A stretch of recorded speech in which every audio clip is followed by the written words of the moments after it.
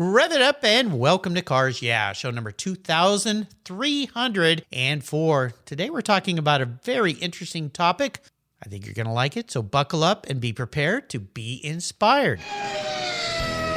This is Cars Yeah, where you'll enjoy interviews with inspiring automotive enthusiasts. Mark Green is here to provide you with a fuel injection of automotive inspiration.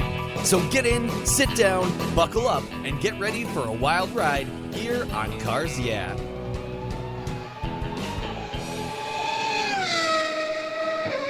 Hello, inspiring automotive enthusiasts, and welcome to Cars Yeah. Today, I'm back across the pond. As you knew, yesterday I was in Darlington in the UK. I decided to stay for another day and talk to a new guest today, a very special guest by the name of Peter Coleman. Peter, welcome to Cars Yeah. Do you have any gear, and are you ready to release the clutch? Already, Mark. Yes, thank you so much for having me on. Absolutely. We're going to have some fun. Now, before we get into what you're doing there at Ecobat, because I talked to your colleague yesterday, Tom, we had a wonderful conversation. What's one little thing that maybe people don't know about Peter Coleman? It's a great question, Mark. I think people who know me from Ecobat will have heard me boring them to tears in some cases about everything we do in the field of sustainability and in terms of the future of mobility. But what people really don't necessarily work out until they've spent a few hours or had a few pints with me is quite how far back I go into the field of motorsport and quite how much hydrocarbon atoning I have to do in my new job. Well, we're going to learn about that, and I love it because I learned a little bit about Peter before we got together today, and yeah, he has quite a background in the petrol world, if you will, and the car world and the racing world, so we're going to have some fun. So allow me to give you an introduction here. Peter Coleman is the EU marketing manager at Ecobat Solutions. They're a world leader in the production of lead alloys, and the recycling of lead batteries, and more. Peter began his career in motorsports, working for a track day company, organizing events around the UK at venues including Silverstone, there's a track, and Donington Park, another iconic track. After graduating from university, he worked at the motorsports events company, then a brief spell as head of international at UK's Motorsport Industry Association, and then worked at a car care company. Oh, you have an interesting background like I worked at a car care company. He was a brand manager at Bridgestone North Europe as well. And since 2017, Peter has served on the editorial board of the British Racing Drivers Club Bulletin based in Silverstone. So there you go. A lot of car background. But we're going to start with Ecobat and what he's doing there. But first, a word from our sponsors. So give them a little love and we'll be right back. For several years now, you've heard me talk about Linkage Magazine. I've been a subscriber since the start. Their talented and creative team brings you a spectacular publication and website that shares the automotive passion from a worldwide perspective. Linkage is about driving, restoring, collecting, and first-hand experience at collector car auctions and more. They bring you real-world values plus rational, experienced opinions on the current markets. They cover the automotive world and the people who share our passions. And Linkage Magazine has grown, mailing you 6 issues annually. Join me on this journey with Linkage. They're geared for the automotive life. You can subscribe at linkagemag.com. Years ago, when it was time to renew my collector car insurance policy, my carrier's rates went up. Way up, but my usage was the same and I never made a claim. I didn't even have a ticket. So what's with that? So I turned to American Collectors Insurance. Has your collector car insurance recently raised your rates for no good reason? Tired of paying an annual membership fee? Then it's time to look around and call American Collectors Insurance. I shopped around, I asked friends for recommendations, and found a winner that I can trust. And boy, I'm glad I did. I saved hundreds of dollars every year and slept better at night knowing my baby was properly insured. American Collectors Insurance have been protecting vehicles since 1976. They provided me with an agreed value insurance policy backed by their history of taking great care of their clients. What could be better than that? So give them a call and ask for a quote today. 866-ACI-YEAH. That's 866-224-9324. And protect the ones you love like I did with American Collectors Insurance. Classic car insurance designed by collectors for collectors.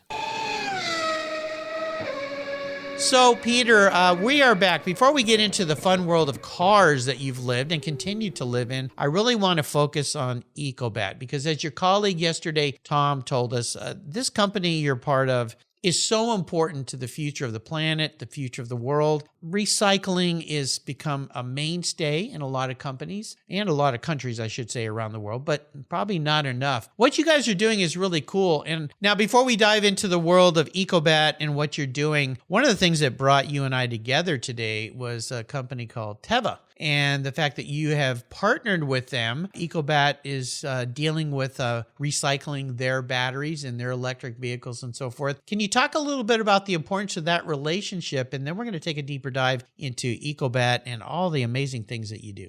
Thanks, Mark. Yeah, well, we certainly owe Teva a real debt of gratitude. We're very privileged at Ecobat Solutions to have a lot of relationships with OE manufacturers all over Europe, really. And a lot of the work which we do is very much behind closed doors. Teva is a fantastic up-and-coming company in the field of electric and also hydrogen mobility with their really advanced trucks. And so we've agreed an initial partnership with them to work with them on their EV batteries. And we're so privileged that they're happy to share this story and for us to be a part of that. So as partners, we go forward together. And it's really great to be able to talk about something with the cooperation of the manufacturer. Well, when you think about electric vehicles, most of us just think about the cars that we drive back and forth to work. And one of the things about the cars that we all drive is most of the time they're sitting still. They're not being used. I had a guest on the show a couple of weeks ago that gave me an amazing number of, it was over 90% of your car's time is sitting, not being driven. But when you deal with a company like Teva or all these manufacturers or distributors, cars that are moving all the time, you think about cabs, you think about trucks on the road, even airplanes and boats, as they will probably eventually all be EV powered as well, is they're not doing any good unless they're moving. And that's where Ecobat comes in, because all these batteries have a life. They're constructed, they start. And then I spoke yesterday with your colleague, Tom, about second life, which I love the whole concept of this, bringing things back around. So give us your perspective of what Ecobat is all about. And then we'll take a deeper dive into all the different ways that you guys are helping keep this stuff out of the ground and keep it reliving, if you will.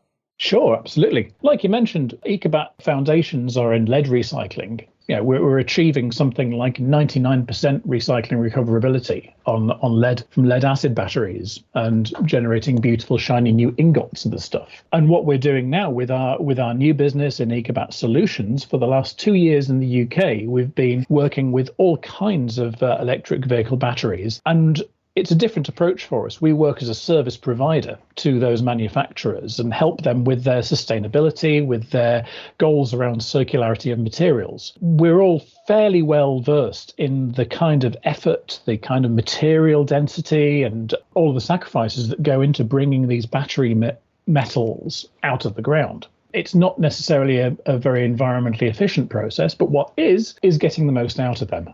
And we all want to make sure that these trucks are, in the case of Teva, are manufactured with a very high rate of efficiency. That's what drives that. But then equally, when it comes to handling of batteries, our role is to get involved and to handle those batteries in their first life. So if there's any potential issues with manufacturing, we're able to offer a very flexible service to diagnose and repair and return those batteries back into first life, so that you don't end up with a broken unit just sat there doing nothing. Yeah, worse is dumped into the ground somewhere and buried. Exactly. We'd far rather use our capacity and use the people who we have at Ecobat to diagnose, to disassemble, to repair, to return, but even to repurpose or reuse or re-engineer. So we always think that there's another way of getting the life out of this battery and kind of honouring all of the effort that's gone into those rare earth metals that actually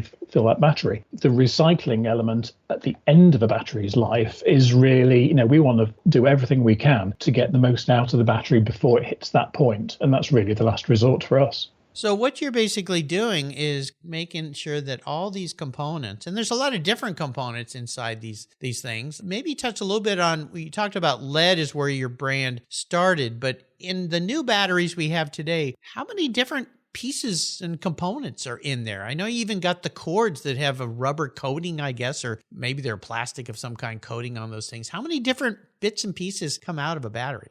There's a huge number of kind of types of material, and there's a huge number of, as you say, bits and pieces.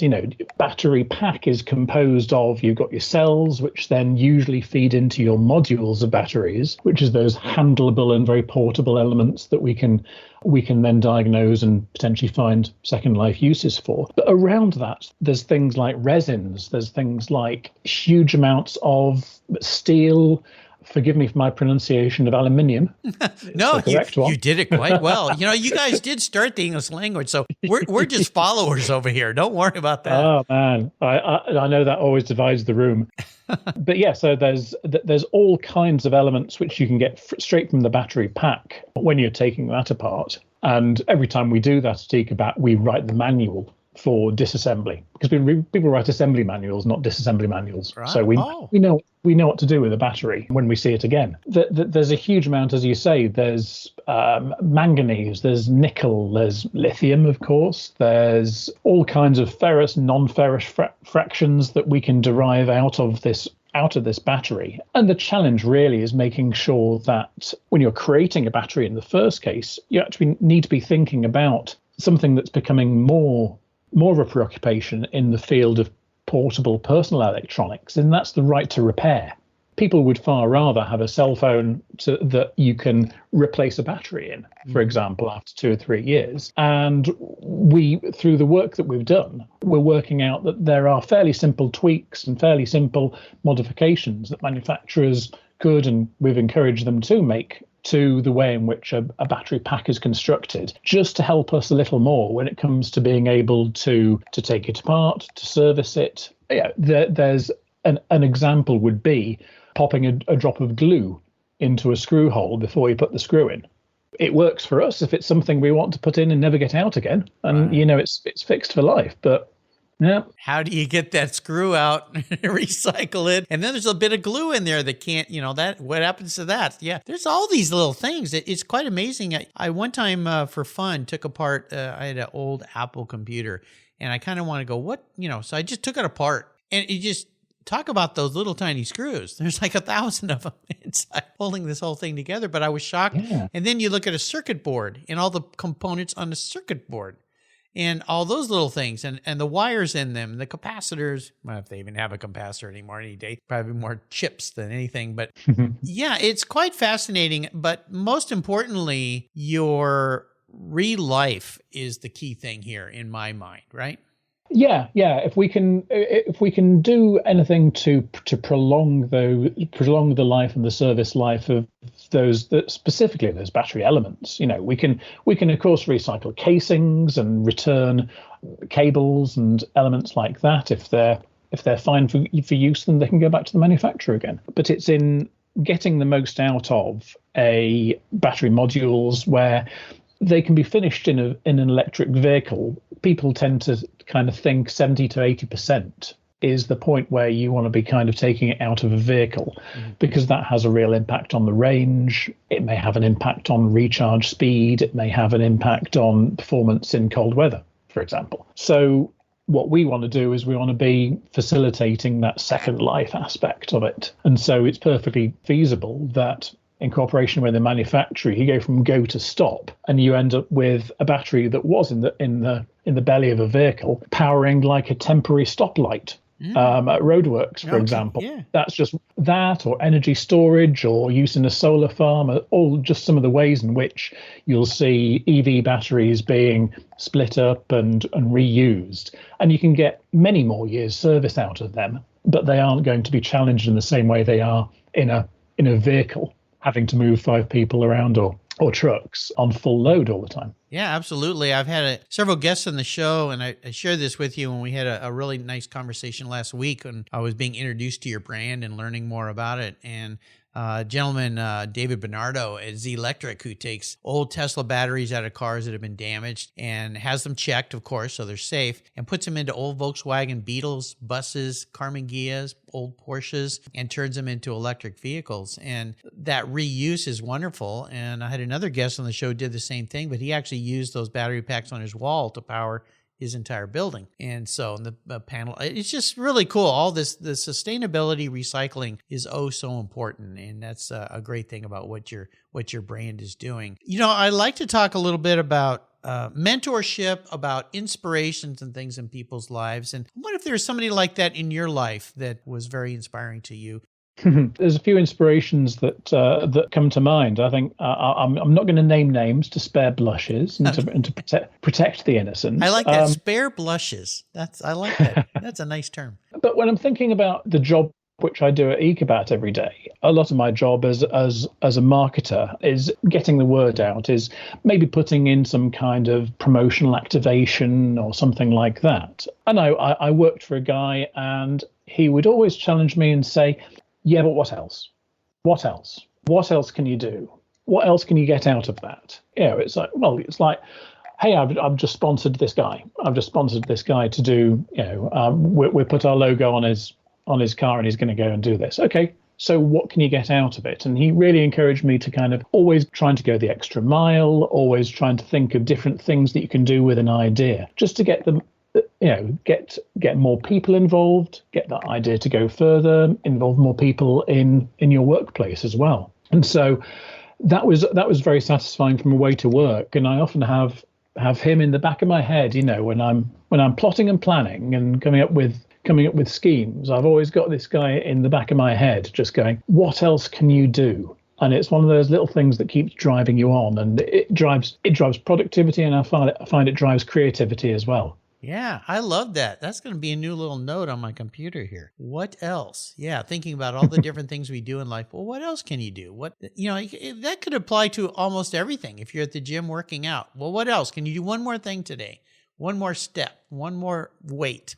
Yeah, I like that. That's very inspirational. Very good. How about a challenge? I always ask challenge questions, and it's more to teach our listeners that there's a way out of everything and a lesson in everything. Has there been a great challenge you faced that maybe wasn't so fun at the time, but looking back now, maybe in a way you're kind of happy you went through it?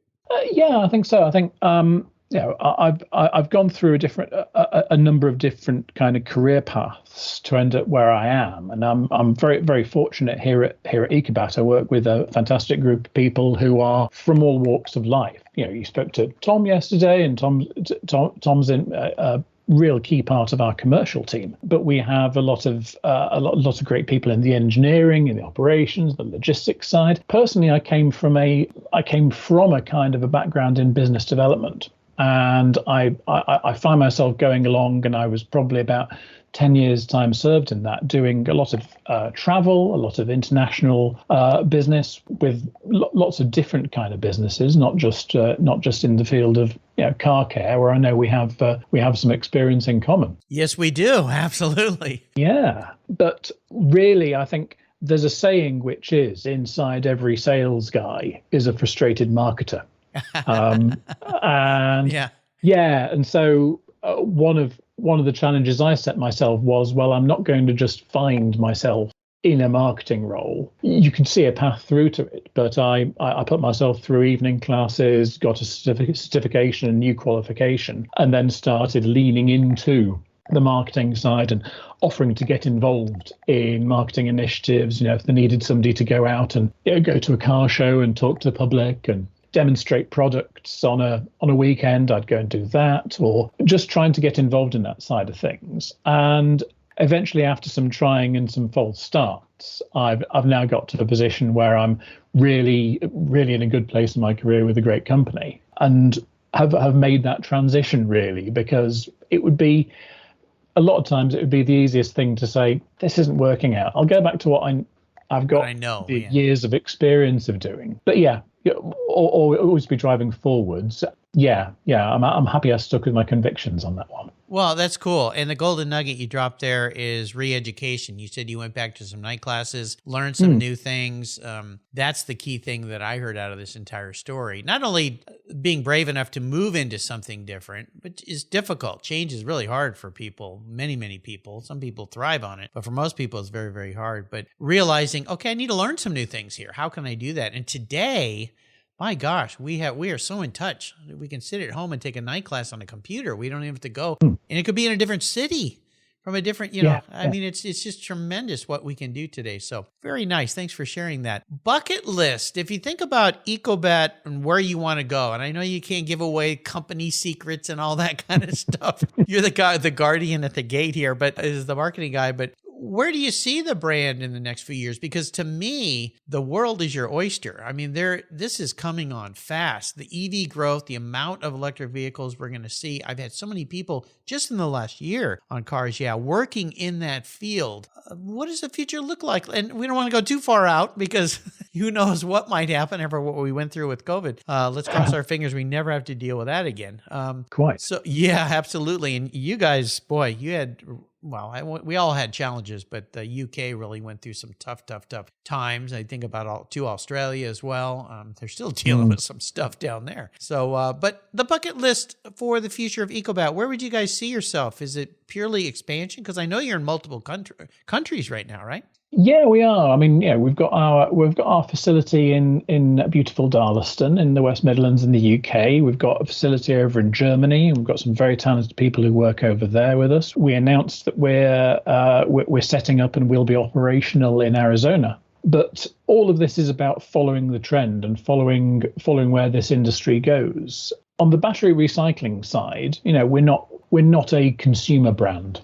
So, we don't strive for, the kind of glory of everybody on the street knowing who we are. We just need the right people in the industry to know who we are and to see us for what we are as, people who've been, certainly from the UK, doing this very responsibly for the last 2 years. We've processed over 5,500 EV battery packs in that time, and we haven't been saying a lot about it because we've been getting on with doing it. And so our bucket list is really to keep those relationships going, to deepen them where we can, and essentially be a partner with a lot more deeply with manufacturers as they go through what is for everybody a really kind of challenging sustainability task. So many of these sustainability demands and targets are based around this magic year of 2030, which is such a big number, it's hard to imagine how close it is. Where we as Ecobat are going to be able to help companies is being nimble, agile, using experience which we have, and helping that sustainability and circularity of material resources as everybody gets more challenged to be a good citizen in this kind of electric vehicle future. Yeah, it's tremendous. Great opportunities, great growth for your brand and for the world, for the planet, for all the people in it too. I think it's wonderful. Special vehicle stories, my friend. I know you're a deep down car guy. And, sometimes when I have people on the show from brands that I know you work in the car industry, but you're kind of a little bit different. I always worry, well, am I going to get a car person on the show? And when I learned about you, Peter, I went, oh man, this guy's like into it. He's diehard. He's got some petrol flowing through his veins here. Is there a special vehicle story that you'd like to share? A vehicle that's been rewarding in your life that you could think back on? I mean, your first car is always special. It was an interesting introduction into my working life when the first job I effectively got was with a track day company. So, and that was in, without wishing to date myself too bad, that was in the early 90s. So, so you're talking a lot of vehicles, and my job was to be at the end of the pit lane often, usually because it's Britain in the rain, waving the guys out and finding them a gap in the traffic and doing pit lane control or helping out with some technical aspects and kind of preparing people for their day on track. And so at that time you get a lot of Caterham 7s, you get a lot of 911s, you get a lot of interesting Japanese machinery coming in. But at the time there wasn't an awful lot that was necessarily made for the track. And that's an interesting way that the industry's gone. You now get track day specials, whereas then it was just, well, what's going to go around the track? What's going to entertain me? And what am I not going to kill the brakes on after about 10 minutes of driving on track? So it was a bit of a come down when finances and insurance costs led me to get my first car, which was a Fiat Cinquecento. Okay. Yeah. Fiat 500. I'm not shortest of guys either. So it was, people saw me standing outside of it and kind of wondered how I'd get into it. Oh. So you just kind of end up folding yourself in. It was lovely because it had that 1100cc engine in it. All 1100 cc's got thoroughly used, had red seat belts, So it made me feel the part. And I read on some of the earlier internet forums that one of the ways you could add a couple of miles an hour to the top speed of it was to clean it. More aerodynamic. Yeah, absolutely. Yeah, you made me think for a second. I went, clean it. Wait, okay, I see what he's. Yeah. Well, what a delightful little car, and it's one of those cars, especially more in Europe, because we didn't have them over here really when they came out, and we had the Volkswagen Beetle. That was probably the closest thing to it. Although I'll tell you, my parents did have a Renault Dauphine. Ooh. Yeah, which nobody had. I mean, nobody even knew what it was. I don't even remember. I was so little how my dad even found that car. And I just remember the doors open funny, and it was just this little kind of a Volkswagen wannabe, but we didn't have very long because it was not very reliable. But the Fiat 500, wonderful little car. So now the idea of being on the track is an interesting concept in that little thing. You know what? They race all sorts of stuff. I think of Super Vs. I used to race, you'll love this, I raced a Lotus 18 as my first race car. And you guys at the end of the track, you were responsible for life-saving, really, because if you screwed up and sent a guy out on the track and a car was coming, that was the end of it. So that's a very, very important job. But yeah, my first race was in that Lotus. It was a Formula Junior, Lotus 18, and it was in the rain, my first race. I was scared to death. Yeah. But I can imagine. Turned out to be pretty fun. So, car psychologist. I have a special degree in this. I'm going to crawl into your head. So sit back on the couch and think about this question. If you were reincarnated, manifest as a vehicle, what would you be and why? This is where you kind of get pets that look like their owners, isn't it? It's one of those things sometimes I would say depends on how you view yourself. I've had some people that view very highly of themselves and some people that go down the road of pure honesty. So we'll see where you take us. Well, I find that it's very difficult in the automotive world to kind of align yourself to a brand. Speak as a marketer, people have different relationships with the brand, depending on what kind of thing it is, and it's the, oh no, not me relationship with a brand is that people go, I just can't see myself aligning with that ever. Or there's something that kind of makes sense to people. And one of the things I did with my automotive thing was I decided to drop out of the rat race and paying monthly for cars. Good and just go and buy. You're a smart man. Just go and spend $2,000 on a serviceable lump that will get me from A to B. And, as a car guy, part of me thought I was selling my soul. I get it. But actually, it's a fun journey. So, the phrase we use in the UK, I'm not sure how international this is bangonomic. Oh, no, not something we say over here, but, I get what you're saying. Yeah. So I thought, I'm going to spend $2,000 on this car, and I'm going to put fuel in it and service it and see how far it goes. And then when it goes wrong,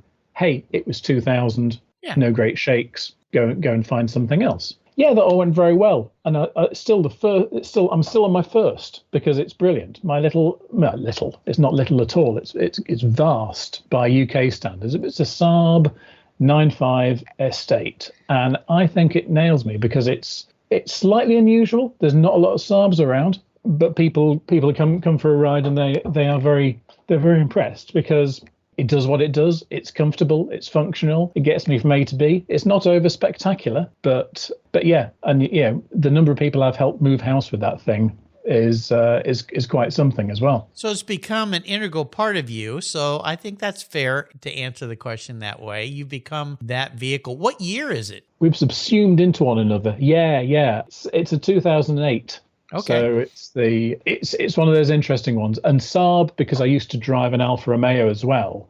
Saab's because they've now dropped off from being anywhere near mainstream since they stopped making them. Yeah. You get the little wave now from fellow owners, just as you used to do with Alfa Romeo. So you'll see a Saab coming at you and part of the club. You'll get a little wave. Yeah, so I love it. So yeah, it's one of those things. You never end up thinking that you're going to be so attached or feel so identified with something that you bought as a tool, and then you end up just loving it and wanting to do anything to keep it on the road. 137,000 miles on that thing now. So whoa. Well, first and foremost, you're a very smart man from a financial standpoint, because I just watched a video the other day about how high car prices have become, and in the US here, the average monthly payment on a car used to be just over $400. Just is kind of a lot when you think of it as a median, but now it's over $750. And that's just crazy. I mean, if you can afford it, but it's most for the average person and even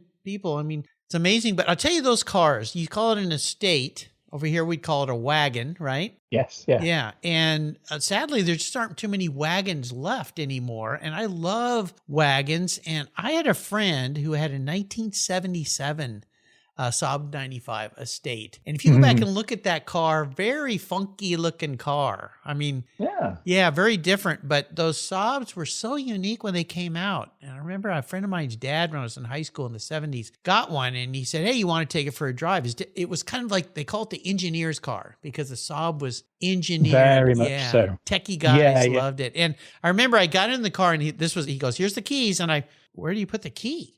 Well, down between the seats. Is yours that way? It is. Yeah. Very happy that it is as well, because it's one of those very quirky things that makes a Saab a Saab. Yeah. And not all of the later ones had that. But yeah, I heard one of the reasons for that, apart from the fact that if you're stuck in traffic, somebody can't lean in the window and pull your key out the ignition. Oh, okay. Never thought about that. That's one reason. The other is that apparently if you, for example, find yourself in a crash, it's far easier to fix you up if you don't have an ignition key embedded in your knee. Oh, I never thought about that either. Interesting. Okay. Yeah. So there's a few little bits of smart engineering that creep in there, and so much of this is over-engineered. It has, on the driver's side of the vehicle and the passenger side, the thing has two sun visors. You lift up one sun visor and put it in, and then there's another one behind it. Oh, for putting on the side and then having Oh, one folds open. What's that about? Yeah, and safety. Don't get me started on cup holders. The cup holder in the Saab 95 is a work of engineering genius. Prove me wrong. Somebody prove me wrong. Okay. Well, it's kind of like the cup holders on a Porsche 911. You push that little thing and the little piece comes down and they kind of come out like little robots. It's talk about over-engineering. Yeah, it's lovely. Yeah, it's all those tactile things that just make a car. It makes you smile every day, and for that you don't even have to be driving it. Yeah, I love it. How about great reading? I love to share books here. Is there a great book you could share with us? I had to think about this, because I love going through your website and looking at that huge library of suggestions. Yeah, there's over 3,000 guest recommended books. Amazing. Yeah. So taken with that. I'll nominate one very quickly that I use and I dip into for work, which is Getting Things Done by David Allen. I'm sure that's not the first time that one's been mentioned. Great book, yeah. That encourages me to always, to prioritize workflow and have an empty, inbox zero situation, which is great. And then I have to really say, in terms of books I read and would go back and read again, and in this case, I sought out the author and managed to find a signed copy, is Failure is Not an Option by Gene Kranz, who worked at NASA during the Apollo days and all the way through to the shuttle missions. And I had the great pleasure to visit the Space Center at Houston on a vacation a few years back. For $50 there, you can have dinner with an astronaut, not on your own, wow. but you get to go into this room and they bring out one of the old astronauts and they hold court and they'll do photographs and they'll do a Q&A. And this guy just, he put me onto it. I read his book. Gene Kranz's book got recommended. And it went on a huge journey since then. And happy to say that I've got Failure is Not an Option with Gene Kranz's signature on my bookshelf. And I'm an absolute space nut these days as well. Yeah. Oh, that would be fun. Very, very cool. So Ultimate Drives, I'm an enabler here. I will park anything you'd like in your driveway. You can take it anywhere. But here's the key. You can take anybody with you. If you want to take Gene with you, you can talk about space and drive in some kind of a fun car somewhere. What does the Ultimate Drive look like for you? That would be quite something. I've been on a retro kick, Mark, because I've been been doing a little bit of research for an article I'm writing about the 30th anniversary of the Grand Prix at Donington, which was 30 years ago in around Easter time, 1993. It was won by the great Ayrton Senna. So I was there and I got to see my hero race. And I'm going to nominate a car which he helped to develop, which is the Honda NSX, because anybody, I'm sure loads of your readers will know the YouTube clip I'm referring to, where you get to see him taking the NSX around Suzuka, and there's a cutaway camera showing his feet, and it's just absolute poetry in motion. Yeah, I've sat in an NSX but never had the chance to drive one, so that's absolute bucket list stuff. So enable that, please. Okay, yeah, I'll let that happen. I have a friend that got into those, and he was doing some pretty crazy modifications of his Amazing. NSX. Oh yeah, just some crazy stuff. Brian, he loves to take a car. He cannot get a new car without touching it and doing all sorts of things to it. But Ayrton's one of my heroes as well. In fact, I even have a quote of his on the back of my business card. Now my younger listeners go, who has business cards anymore? But I do. And and my quote that I love is, the past is just data. I only see the future. So I love that quote of his. Good. Yeah, very cool. So you've taken us on a wonderful ride, and a ride with Senna around Suzuka would be pretty cool as well. Absolutely. Probably even more fun than being on cars. Yeah, but I hope it might have a close second. Could you share maybe some parting words of wisdom or inspiration for our listeners before we let you go? Absolutely. I think there was a kind of a pivotal time when I kind of was getting into cars and getting into motorsport, and there was a period where I was the outsider looking in, and I started marshalling, so volunteering as a marshal, and be one of the safety crew at my local circuit in the UK, just so it would get me into the paddock, so I could, that got me free access to the paddock. Once you're in there, you can bang on doors and say, do you guys need a hand next season? And the same thing happened when I went to the motor show and saw the team from Top Gear filming there. And I went up to them and said, do you ever need somebody, just to run around and, get a bit of experience and make some tea and coffee? Both of those occasions, I ended up with 2 weeks experience working on BBC Top Gear, and I ended up with the job that started me off in motorsport running track days. And the message that is very simple: asking is free. Asking is, I love that. Exactly. And I say this to a lot of people, is if you want to get into a field, go donate some time, volunteer, and and ask questions. Asking is free. You might get a no, but you might get a yes. Yeah. Right? And you never know. If you get a no, that's just the first no. The next one might be a possible yes, and then a yes. But that must have been pretty fun. I just enjoyed watching the second season. I think it's the last he's going to do, unfortunately, of Clarkson's Farm. Jeremy Clarkson. Oh, yes. Yeah, and I really enjoyed that because, he's a very controversial figure, of course. And he can be off-putting to some people because he's very verbose and whatever else you want to call him. I like the guy. I think I like disruptors, people that kind of put themselves out there. And I always enjoyed Top Gear, but that show to me opened a side to him that I didn't realize was there. It seemed to me, unless he was just putting it all on, a very caring side of him, not only to the environment, but the people of his community.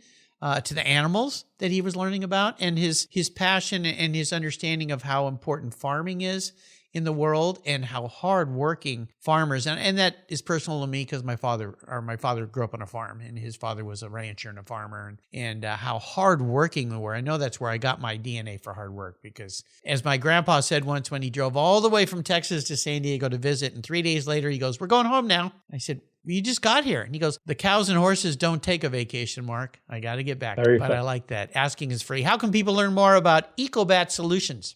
We have our website via ecobat.com, and you can find Ecobat on LinkedIn. It's just one big account. We are all one Ecobat, and I'm there as well. So Awesome. Great. Well, I really appreciate you taking some time with me today. And I want to do another shout out to Ben Lewis and James Parsons at Influence Mobility. While they don't work for your brand, they were responsible for getting you on this show. So thank you, you guys. You always bring me some very inspiring automotive enthusiasts. I appreciate it very much. Peter, thanks for being so generous with your time today and for bringing Tom yesterday onto the show. If you listeners missed my talk with Tom, please go back and you'll find that on the Cars Yeah website or any mobile device for your apps. Until you and I talk again, my friend, I'll see you down the road. Thanks for your time, Mark. Absolute pleasure. For me too. Cars Yeah has teamed up with TechForce Foundation, one of our charities of choice, to help young people who love cars, problem solving, and working with their hands pursue careers as professional technicians. From auto, collision, and restoration techs to motorcycle boats, race cars, and aviation, TechForce covers the gamut of technician opportunities. Technical education and the skills trades matter, and we need qualified skilled technicians to keep our vehicles rolling. Learn how you can help to power the technical workforce at techforce.org today. Thank you so much for joining us on today's ride here at Cars Yeah. Drive on over to carsyeah.com to find show notes and inspiring automotive fun. Download your free copy of Filler Up, a fun book filled with gorgeous photographs of fuel filler fun, including quotes from more inspiring automotive enthusiasts. Download your copy today, and we'll see you next time on Cars Yeah.